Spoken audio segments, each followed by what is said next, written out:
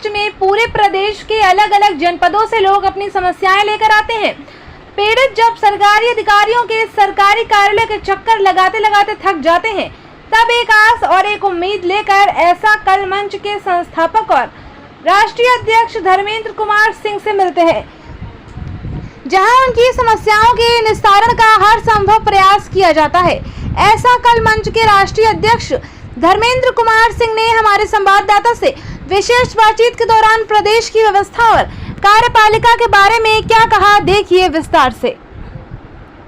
इस समय हम लखनऊ में मौजूद हैं। ऐसा कल मंच के संस्थापक और राष्ट्रीय अध्यक्ष धर्मेंद्र कुमार सिंह के साथ बहुत बहुत स्वागत है आपका राष्ट्रीय न्यूज एक्सप्रेस में। धन्यवाद धन्यवाद। पहले ये बताइए कि आपका ऐसा कल मंच संस्था आपने शुरू किया, काफी लोग आते हैं, पब्लिक आती है, पूरे यूपी से लोग आते हैं, तो क्या उद्देश्य था इसको शुरू करने के पीछे? आपका गवर्नमेंट के भी तमाम विभाग हैं, एंटी करप्शन का विभाग है, भ्रष्टाचार को दूर करने के लिए सरकार है, क्या उद्देश्य था आपका? हमारा शुरू से लक्ष्य ये था, जब पढ़ाई करता था स्टूडेंट लाइफ में, तो एक ऐसा दिमाग में कीड़ा टाइप का घूमता था कि मुझे उन लोगों की लड़ाई लड़नी है जिनकी लड़ाई कोई नहीं लड़ता, जिनकी आवाज कोई नहीं सुनता, हमें उनकी आवाज सुननी है। इसलिए मुझे लगा कि क्यों ना हम एक ऐसा प्लेटफॉर्म लाएं। हमारा जो ऐसा कल मंच है उसके पीछे की एक कहानी है। जैसे मेरा 30 साल, मैं जनरल कैटेगरी से आता हूँ, 30 साल तक मैंने दिल्ली से सिविल सर्विसेज की तैयारी की और अपेक्षित रिजल्ट न मिलने के नाते मैंने यूपीपीएससी कभी नहीं दिया और सीधे फिर मैं आ गया मीडिया में। मेरा ऐसा कल के नाम से मेरा मैगजीन भी चलता है, यूट्यूब चैनल भी है ऐसा कल के नाम से। और बाद में फिर हमने ऐसा कल, और हमने पत्रकारिता भी कैसे की। मैं आपको पत्रकारिता का एक जिक्र करना चाहूंगा कि जो भी पीड़ित छोटी छोटी बैठकें करते हैं, एक बैनर लगाएंगे, किसी की अध्यक्षता में होता है, प्रेस नोट लेके बैठते। मैं क्या करता था कि मैं अगर मैं पहुंचता था तो उनका प्रेस नोट लेना, इसके बाद उनकी समस्या को सुन के उनसे पूछता था कि किस विभाग से आपकी समस्या हल होगी। उनको गाड़ी पे बैठा के विभाग ले जाता था और उस अधिकारी से पूछता था कि ये लीगल है कि अनलीगल। अगर अधिकारी बता दिया कि लीगल है तो उस लेटर पे लिखवाता था कि ये किसान, मैं उनको बोलता था किसान मजदूर अगर धरने पे बैठ जाएगा तो डेली उनका कमाना खाना है तो खाएंगे कैसे, उनका परिवार कैसे चलेगा, उस पर लिखवा देता था। कितने दिन में समस्या सॉल्व हो जाएगी, वो लिख दिए और इसके बाद वो लेटर लेके फिर वो चला जाता था, धरना खत्म हो जाता था। इसके बाद मुझे लगा कि मैं 14 साल से मीडिया हाउस में रहा। आप मीडिया में सूत्रों के द्वारा मालूम हुआ है मुझे जी, आपके ऊपर FIR भी हुआ जी, मीडिया में रहते हुए आप अधिकारियों के खिलाफ आपने लिखा। देखिए, जब भी आप कार्य कुछ ऐसा करेंगे जिससे तंत्र प्रभावित हो, है ना, हमें एक चीज बहुत अच्छी लगती है। हमारे प्रदेश के मुखिया योगी आदित्यनाथ जी कहा करते हैं कि जो जिस भाषा में समझेगा हम उसको उस भाषा में समझाएंगे। हमारे प्रदेश के मुखिया कहते हैं कि सुधर जाओ नहीं तो ऐसी जगह भेजूंगा जहां जाना नहीं चाहते। हमारे प्रदेश के मुखिया यहां तक भी कहते हैं विधानसभा में गरज के कि मैं अराजक तत्वों को मिट्टी में मिला दूंगा।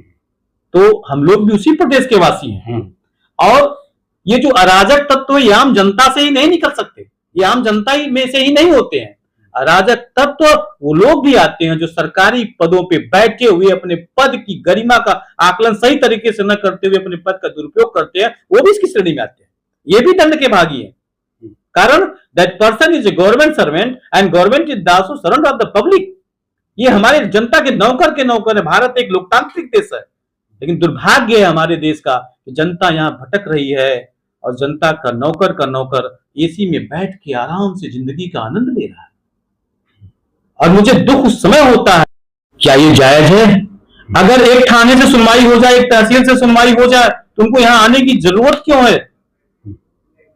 नहीं सुनने को तैयार है। क्या अधिकारी अपने काम को संजीदगी से नहीं लेते क्या?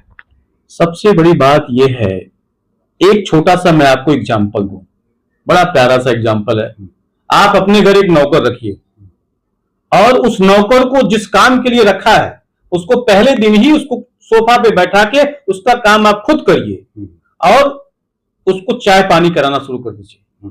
विश्वास करिए 2 से 4 महीना यही प्रथा आप लेके चलते रहिए, 4 महीने के बाद उसके अंदर मालिक वाला गुण आ जाएगा, आपके अंदर नौकर वाला गुण आ जाएगा। इस दिक्कत यहां पे यह है जनता अपने हक और अधिकार को नहीं समझ रही है। जनता मालिक है, यहां जनता सरकार बनाती है और सरकार तमाम बोर्डों के माध्यम से एग्जाम करा के सरकारी कर्मचारियों की नियुक्ति करती है।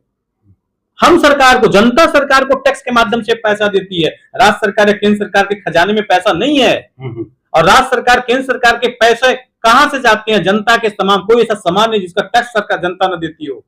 और उसी पैसे से सरकारी कर्मचारियों को वेतन और तमाम सरकारी योजनाएं आती हैं। लेकिन आज परेशान कौन है, पिसा कौन जा रहा है? केवल जनता। मैं पूरे प्रदेश में जाता हूँ, तमाम जगह पे गरीब जो भूमिहीन लोग हैं उनको पट्टा मिलता है, लेकिन पट्टा उन तक मिलता नहीं, वो भू माफिया की भेंट चढ़ जाता है।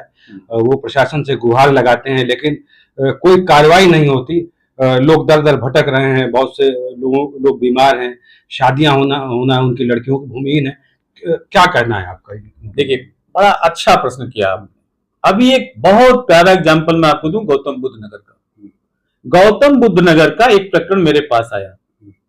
मैंने वहां के डीएम महोदया से बात किया, वहां के डीएम है मेगा रूपम जी।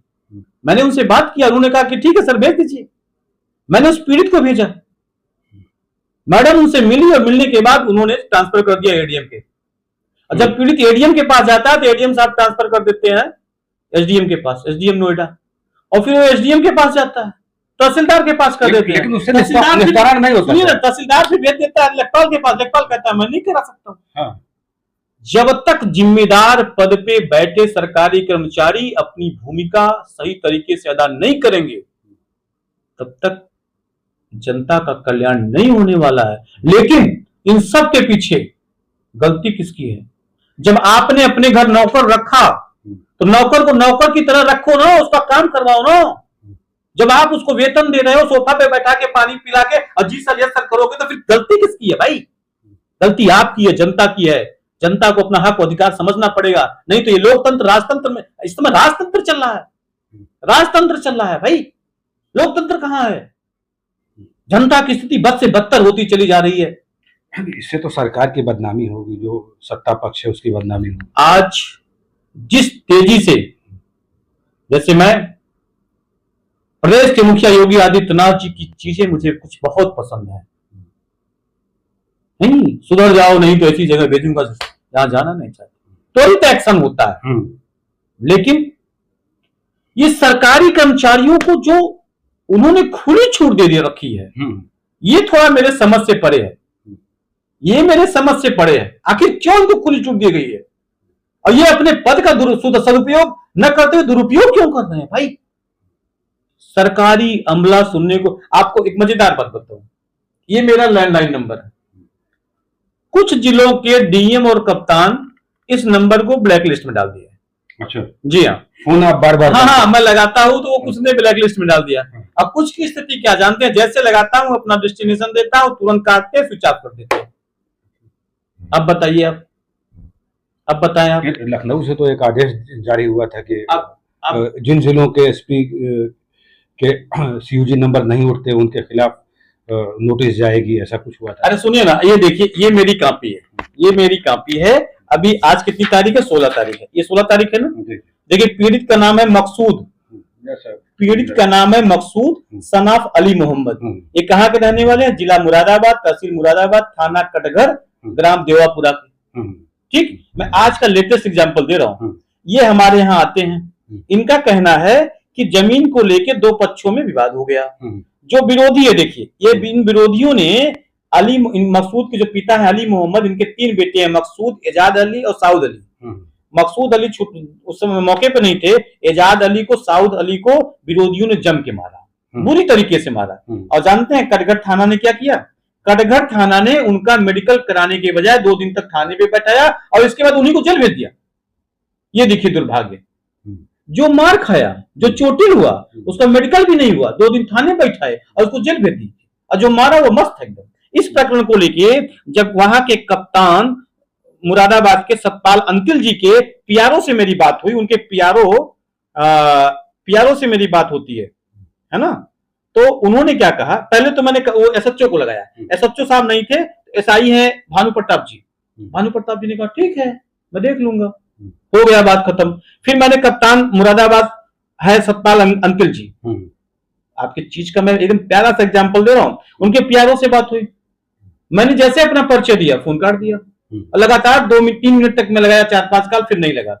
लेकिन मैं सैल्यूट करता हूं वहां के डीआईजी मुरादाबाद के हैं मिस्टर मुनिराज जी, उनके पीआरओ ने उठाया और उन्होंने कहा कि सर जो न्यायसंगत है, जो सही है, मैं इसको करूंगा।